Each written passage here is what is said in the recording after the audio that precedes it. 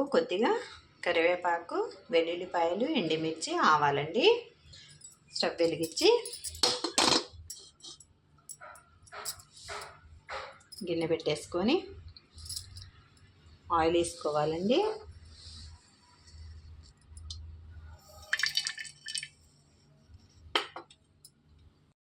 నూనె వేడెక్కాక వెల్లుల్లిపాయలు వేసేసుకున్నామండి.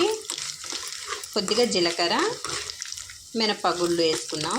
పచ్చెనపప్పు అక్కర్లేదండి, శనగపప్పు కూరే కాబట్టి వేసేసుకొని ఇప్పుడు ఎండుమిర్చి 4 ఎండుమిర్చి వేసేసుకోవాలి. గిల్లేసి వేసుకోవాలండి. మంచి ఫ్లేవర్ వచ్చే వరకు ఈ వెల్లుల్లిపాయలు, ఎండుమిర్చి నూనెలో కాస్త బాగా ఉడికి మంచి స్మెల్ వస్తుందండి. అప్పటిదాకా వేయించుకోవాలి. ఇందులోనికే కొద్దిగా కరివేపాకు కడిగి తీసుకొని వేసేసుకోవాలి.